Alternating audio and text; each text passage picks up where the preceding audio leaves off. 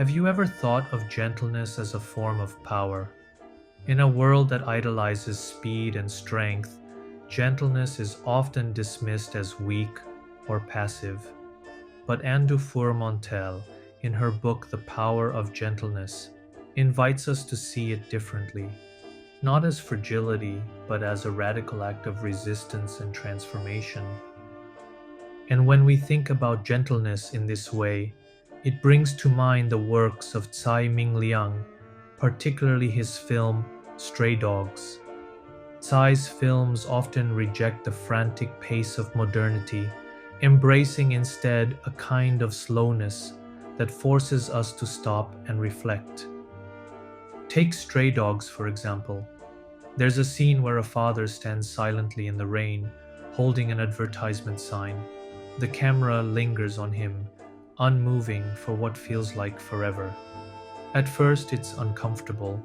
Why isn't anything happening?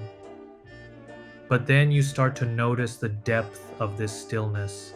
It's not just about endurance, it's an act of quiet defiance.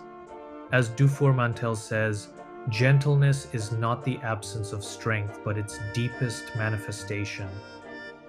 In this moment, the father's silence becomes his strength, his way of resisting the relentless hardships of his life. Slow cinema like Tsai's doesn't just challenge our patience, it challenges how we think about time, labor, and resilience. Carl Schoonover, in Wastrels of Time, argues that slow cinema makes invisible labor visible. The extended shots don't let us look away. They force us to sit with the weight of human suffering and resilience, much like the father in the rain.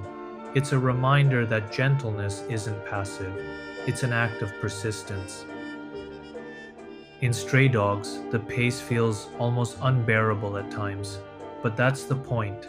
Tsai isn't just critiquing modernity, he's critiquing how we, as an audience, are conditioned to consume stories.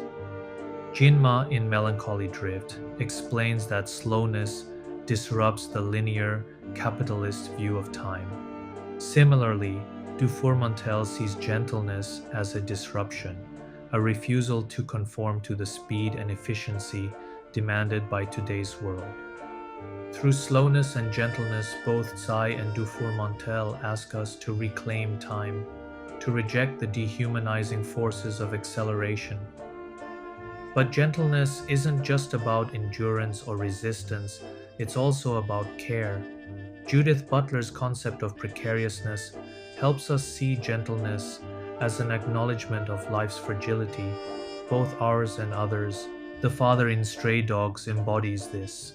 His stillness is a declaration of his humanity in a world that tries to erase him.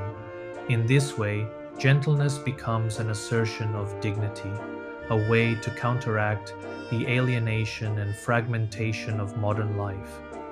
Even the rain in Stray Dogs carries meaning. It drenches the father, almost merging with his suffering, but it also invites us, as viewers, to step into his discomfort.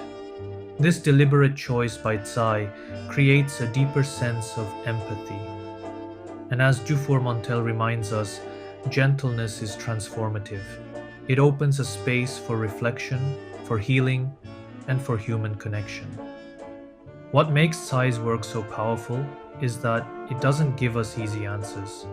The lingering stillness, the unresolved moments, they leave us unsettled, but they also invite us to think, to really see the characters, their lives, and even our own. Dufour-Montel calls gentleness the capacity to live with the unknowable. Tsai shows us exactly what that looks like. So what does it mean to be gentle in a world obsessed with speed? It means standing firm, like the father in Stray Dogs. It means resisting the pressure to keep moving, to keep producing.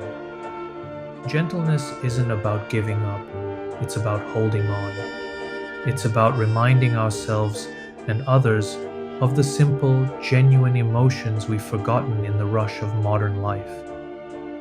Gentleness is strength, slowness is power, and together they challenge us to rethink what really matters.